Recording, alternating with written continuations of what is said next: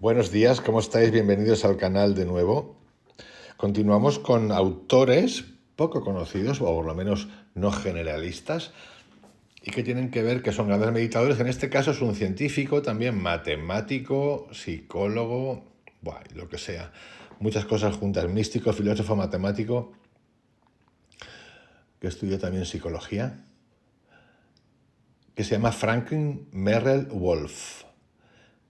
Místico, filósofo y matemático norteamericano que combinaba una inteligencia extraordinaria con una profunda intuición mística y autenticidad. A mí me gustan mucho, me interesan mucho estos personajes que combinan ciencia con lo espiritual o lo místico, como queráis llamarlo, o la búsqueda del ser, la esencia, la gran pregunta de las cosas, porque como que tocan todo. No es que necesitemos apoyarnos en ellos, pero ayudan sobre todo a los que tengamos dudas, o algunas veces hemos tenido dudas o seguimos teniendo dudas, somos una duda andante, porque es la prueba, como siempre ocurre, de que hay un lugar para todo. Wolff se graduó de la Universidad de Stanford en 1911 en matemáticas con especialidad en filosofía y psicología. A continuación hizo un posgrado en la Universidad de Harvard en filosofía. Estaba muy centrado en la crítica de la razón pura de Kant. Lo que ocurre, como todo, que vamos trascendiendo cosas. Se convenció o entendió la existencia de un modo trascendente de conciencia que no puede ser comprendido dentro de los límites de nuestras formas ordinarias de conocimiento. También fue profesor de matemáticas en Stanford. Y vamos a hacer una pequeña revisión de este autor, Franklin Merrill Wolff, titulada Los tres fundamentos de su filosofía. 1. La conciencia es original, existente por sí misma y constitutiva de todas las cosas. El término conciencia de Wolff no significa conciencia como opuesto a inconsciencia. Tampoco Wolff usaba la palabra conciencia aquí como una conciencia que implique alguna particular estructura o modo de experiencia, como la estructura de la intención, o el modo de nuestra experiencia típica basada en la distinción entre sujeto y objeto.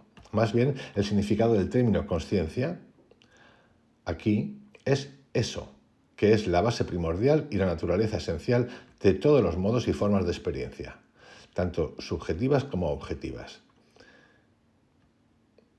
Y aquí tenemos una definición de Wolff acerca de esto. El uno, la realidad no derivada, es eso que es simbolizado por conciencia sin objeto. Es decir, sin objeto, sin intención, sin voluntad, sin acción. Esta es la conciencia raíz, per se. Debe distinguirse de la conciencia como contenido o como estado por una parte y de la conciencia como un atributo de un yo o Atman, en cualquier sentido. Es la conciencia de la que nada puede declararse en el sentido privativo, excepto como ser abstracto. Todo depende de ella, mientras ella permanece existente por sí misma. Esto es algo parecido a lo que explicaba el otro día en un audio-vídeo acerca de el aquí y el ahora cuando pensamos en el pasado, pero es que nosotros somos antes del aquí y el ahora. Esto es un poquito complicado de entender, pero es así. Somos todo el tiempo. Antes de un pensamiento tú estás. El pensamiento es algo que te llega o bien por química o bien por conciencia, o bien por un pensamiento, lo que tú quieras. Pero antes de que se produzca ese pensamiento, tú ya estás. Esto es complicado pero fácil de entender. Tú ya eres antes del pensamiento. Por lo tanto, estamos en el punto 1. La conciencia es primaria, es decir, es lo primero, antes de todo. No antes o primero en el sentido de tiempo o secuencia temporal, sino antes en el sentido de no ser secundaria o derivada de cualquier otra cosa. Por lo tanto, la conciencia es autoexistente, es decir, que no depende de ninguna otra cosa para su existencia y es totalmente autosuficiente y completa. Y por cierto, no es material. En particular, la conciencia no depende y no se deriva de la materia. la energía o cualquier otra sustancia. Por el contrario, toda experiencia y todos los objetos se derivan de la consciencia. Por lo tanto, la consciencia es constitutiva de todas las cosas, es decir, todas las cosas en su naturaleza última no son para nada más que esta misma consciencia primordial. 2. El sujeto de consciencia trasciende el objeto de consciencia. Repito, el sujeto de consciencia trasciende al objeto de consciencia. Vamos a explicar esto. Para comprender esta proposición filosófica, tenemos que aclarar en primer lugar el uso que Wolff da a los términos sujeto y objeto. Nuestra experiencia está normalmente condicionada o estructurada por la distinción entre sujeto de consciencia y objetos de consciencia. El sujeto de consciencia es lo que es consciente de los objetos o apariencias de la consciencia.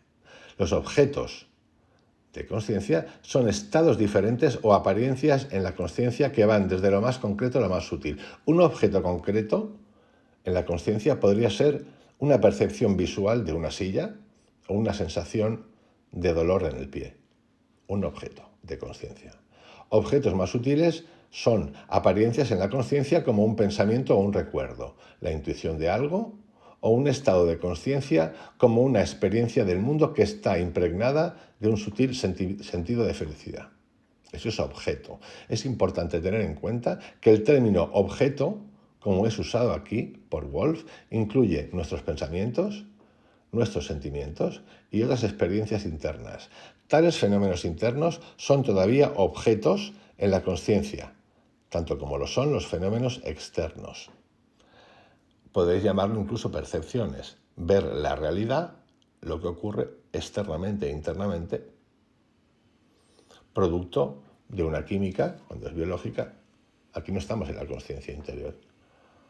Y eso nos lleva a un entendimiento, entre comillas, de nuevo, de lo externo. A diferencia de los objetos en la consciencia, el sujeto de consciencia es el principio o aspecto de la consciencia por el cual existe consciencia de los objetos. Porque un objeto no se puede decir razonablemente que está en la consciencia si no es un objeto de consciencia. La existencia de cualquier objeto en la consciencia implica necesariamente un sujeto de consciencia. Es decir, para entender un objeto de consciencia, lo que hemos dicho, sentimientos, pensamientos, lo que tú quieras, tiene que haber algo que lo defina como objeto de consciencia. En la base de nuestra experiencia relativa, por lo tanto, hay una distinción entre sujeto y objeto. Esto hay que trascenderlo, de esto habla mucho Krishnamurti. Esto es como el observador y lo observado.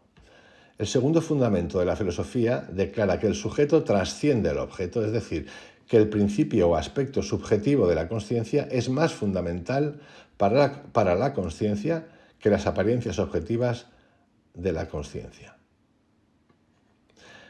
Esto nos lleva de nuevo a la interpretación del sujeto a diferencia del objeto.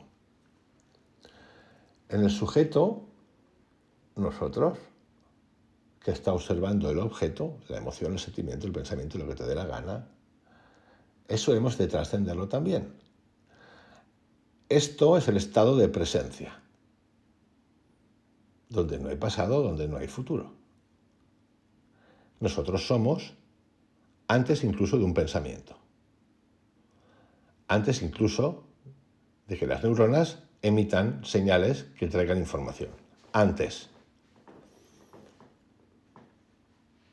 Esta proposición filosófica deriva de la comprensión de que, por una parte, las apariencias objetivas de la consciencia, podéis llamarlo pensamiento, lo que os dé la gana, se desvanecen en el estado nirvánico trascendente de la consciencia. Es decir, el aquí y ahora, el estar presente, el reconocer de que estás siempre presente, antes de que ocurra nada.